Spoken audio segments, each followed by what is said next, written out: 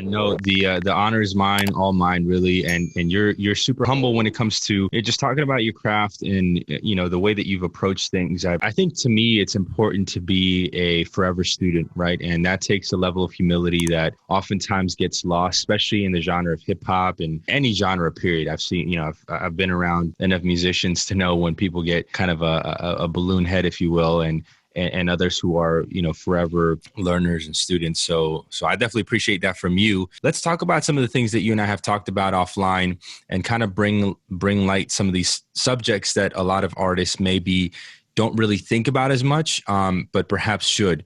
One of those things is, you've been releasing music here. What would you say, like about a year or so? Yeah, a little bit more than a year. A little bit more than a year. Okay. So Yeah. 2 years. And talk about your strategy from how you've packaged your music, released it, singles, EPs, albums. What have you done and what have you seen that has worked better for you?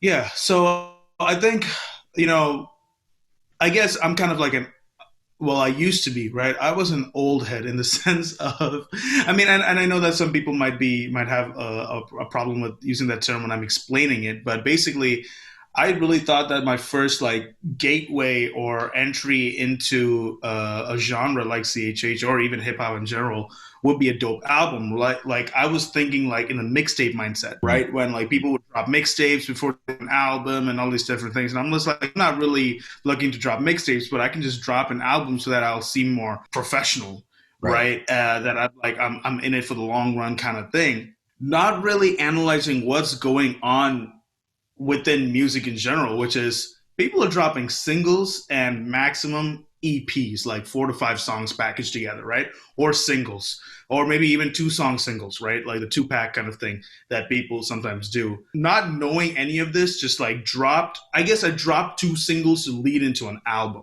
Right, which is like relatively, it was short. It was 9 songs, not counting the intro and an interlude. Like it's 7 full songs, but it was marketed as an album, and I think that was definitely something that as I progressed through my career, I realized that that might not have been the best way to go about it because I don't have an audience, right? I don't have an audience to sit down and consume a full album in its entirety, right? They're not invested in me. They don't know me. They don't know my name. They might be like, Prodigal, who is this dude?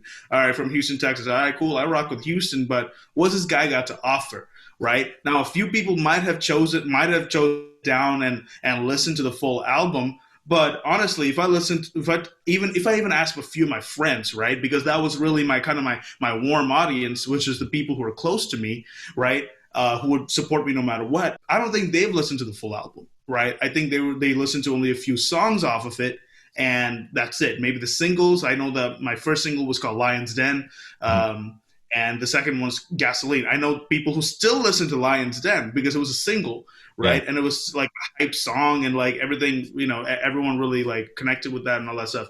But to this day, I don't know if anyone sat down and listened to that full album from front to back. So I realized that as I kept going, like as I started, connecting with people in the industry, I realized that Spotify, like if you look at like digital streaming platforms, if you look at that, like they are really streamlined for singles and for singles to be placed into playlists, right? And so people pick out this one song that they're rocking with, and then they'll put it into maybe a playlist with people who follow that because they like that sort of music, and then hopefully they'll turn to your music for future releases, and then you can build it up that way. But right now, like what I'm seeing is like the go-to method for releasing music as an independent artist, because again, you gotta think, right? We're putting money into this thing, right? Okay? Unless you're doing everything on your own, which is I have the utmost respect for you.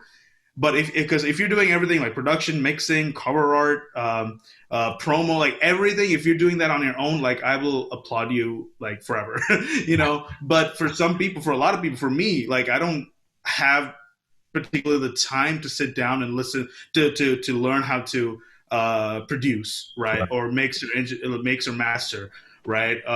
Or do cover art. I'm horrible at art, first of all. Like I can't imagine anything in my head and put it in like art form. That's horrible. Like I don't have that kind of vision. But what I am good at is writing songs and rapping. And so that's what I'm gonna be focusing on. And so I outsource it to people. So imagine like you're releasing like an album full of songs and you're possibly spending around maybe 1,000. Okay, let's bring it down. Maybe like 500 per song. Okay, Yeah. that's probably in terms of like mixing, mastering, cover art, and all that stuff. Multiply it by like 10, right? How much are you really spending? That's a lot of money, right?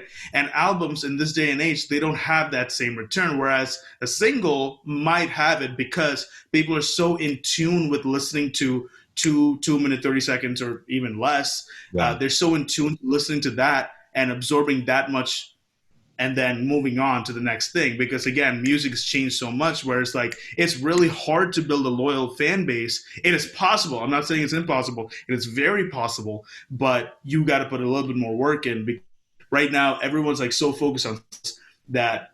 I guess you put out enough to where people will be like, okay, I know this guy. Now I'm ready to check out his EP, which is just like maybe 4 or 5 song package. And then from there you build onto, once you build a fan base. And I guess that's how you really build in this day and age. And, there may be other ways too, but I guess this is the most common go-to way for doing that.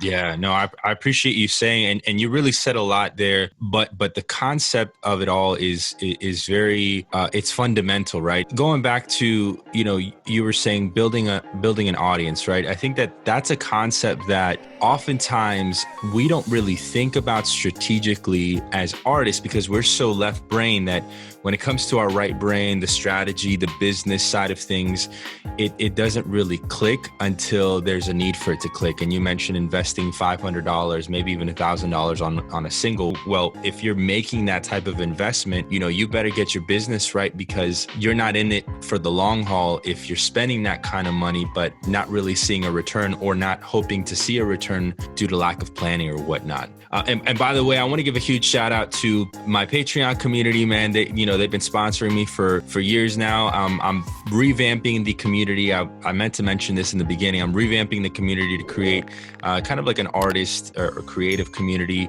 there where, people like Prodigal, myself, and others who I've been speaking to on these types of subjects can either be a support system, hopefully bringing them in for more conversations like this and supporting their artistry as well, but also giving you guys the tools and resources that you need to scale your music up and hopefully build a business around that. So more to come on that, patreon.com/Nico Santana.